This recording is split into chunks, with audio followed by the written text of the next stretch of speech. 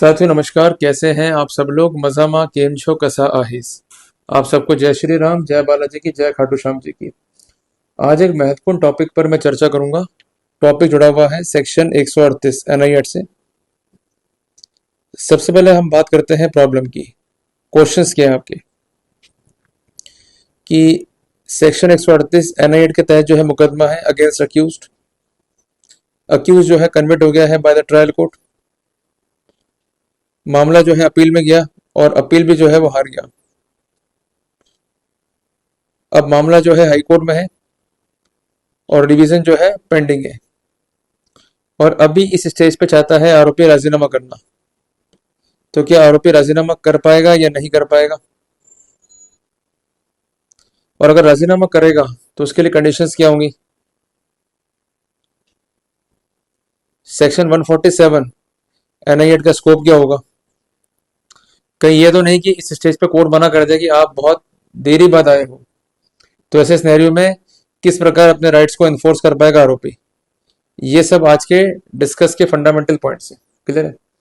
सबसे पहले हम नाम नोट करते हैं जजमेंट का, जिसमें ये सारे पॉइंट जो है कंसिडर हुए। जजमेंट का नाम है जितेंद्र कुमार बनाम स्टेट ऑफ हरियाणा। जजमेंट है honourable Punjab and Haryana high court का और डेट है 1 अक्टूबर 2025। और गुजरात हाई कोर्ट ने भी यही पॉइंट कंसिडर किया है, पर जजमेंट का नाम है कच्छावा बनाम स्टेट ऑफ गुजरात। जजमेंट है ऑनरेबल गुजरात हाई कोर्ट का, डेट है 30/9/2025।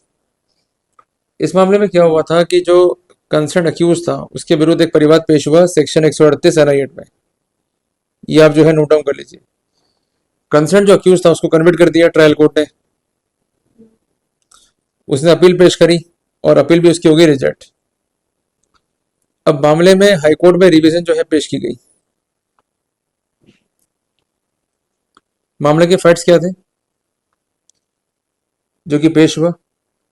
जो परिवाद था 138 एनआई एक्ट का, उसमें कहता है परिवादी कि कंसेंट आरोपी ने पैसे उधार लिए टू डिस्चार्ज द लायबिलिटी। उसने चेक जो है इशू किया। ये चेक जो है बैंक में लगाया गया, पर ये चेक जो है ये हो गया बाउंस, जिसको हम कहते हैं डिसऑनर। और कारण था फंड्स इनसफिशिएंट। ये आप जो है नोट डाउन कर लीजिए। इसके बाद जो है नोटिस दिया गया, नोटिस सर्व हो गया, पेमेंट नहीं हुआ। फाइनली केस जो है फाइल किया गया। अक्यूज जो है अपीयर हुआ, उसने प्लीड किया non guilty in consequence of notice of accusation, और फाइनली केस को लड़ा गया and finally he was convicted. वो अपील भी हार गया और हाईकोर्ट में रिवीजन था। अब आई बात कॉम्प्रोमाइज की। साथियों, इस बिंदु पर विचार करते हुए कोर्ट ने कई जजमेंट्स को जो है कोट किया। सबसे महत्वपूर्ण जजमेंट जो है मैं आपको नोट डाउन करवा देता हूं। सबसे पहला है 2023 live law supreme court page 75। दूसरा है judgment messrs meter and instrument versus Kanchan Mehta का।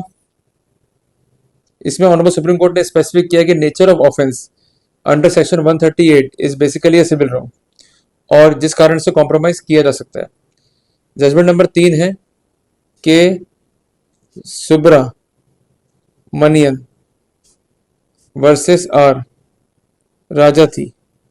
साइटेशन है 2010 वॉल्यूम 15 SCC पेज 352। अगर कॉम्प्रोमाइज हो गया है पक्षकारों के बीच में तो राजीनामा जो है अलाउ करना चाहिए as per section 147 of NI act. सबसे इंपॉर्टेंट बात, एक जजमेंट है KM Ibrahim versus KP Mohammad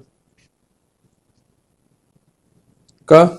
इसका साइटेशन है 2019 वॉल्यूम 14 स्केल पेज 262, जिसमें स्पष्ट किया गया है compounding of the offence at later stage can be permitted. तो कुल मिलाकर के हम ये बात कह सकते हैं 147 एनआई एक्ट का जो है अलाउ करता है राजीनामा के लिए। राजीनामा किसी भी स्टेज पे जो है हम कर सकते हैं। जब भी राजीनामा होगा अक्यूज को जो है एक्विट करना पड़ेगा और जो परिवाद है उसको डिसमिस करना पड़ेगा। क्लियर है बात है। और इस प्रकार एक राजीनामे की प्रक्रिया जो है पूर्ण होती है। तो इस केस में जो है कोर्ट ने एक्विट कर दिया अक्यूज को on the basis of compromise even though it was occurred at the later stage. तो ये फैसला जो है हमें सिखाता है 5 महत्वपूर्ण बातें। पहली बात, जो मामले हैं सेक्शन 138 एनआई एक्ट में, ये बेसिकली एक सिविल रॉन्ग है। दूसरी बात, ऑफेंस जो है कंपाउंडेबल है, किसी भी स्टेज पर, एट एनी स्टेज इसको जो है कंपाउंड कर सकते हैं। कंपाउंड करने के लिए कोई विशेष फॉर्मेलिटी नहीं है, सिंपल एक राजीनामा चाहिए पक्षकारों के बीच में, इसको कोर्ट में जो है फाइल किया जाएगा और कोर्ट की परमिशन से मामला जाएगा लोक अदालत में। तो उसके 2 फायदे हैं, आपका राजीनामा तस्दीक हो जाएगा और जो पेनल्टी के चांसेस हैं वो बहुत कम या जीरो ही हो जाएंगे। क्लियर है बात ये। और सबसे इम्पोर्टेंट बात, जब भी आप राजीनामे की बात कोर्ट से करें तो कोर्ट से जरूर ये कहें कि इस मैटर को जो है रेफर कर दें लोक अदालत में, ताकि पक्षकार जो है अपना मुकदमा रिजॉल्व करवा सकें। और जो अपना पॉइंट है इंडिजेंसी का, मींस आप इतना पैसा या पेनल्टी अफोर्ड नहीं कर पाएंगे, बहुत छोटे अमाउंट में जो है राजीनामा हुआ है, इस तरह की बातों को लिखिए एप्लीकेशन में, ताकि वहां पर आपको फायदा मिल सके और जो पेनल्टी के चांसेस हैं उसको मिनिमाइज या जीरो कर सकें। जल्दी मिलेंगे एक नए टॉपिक के साथ।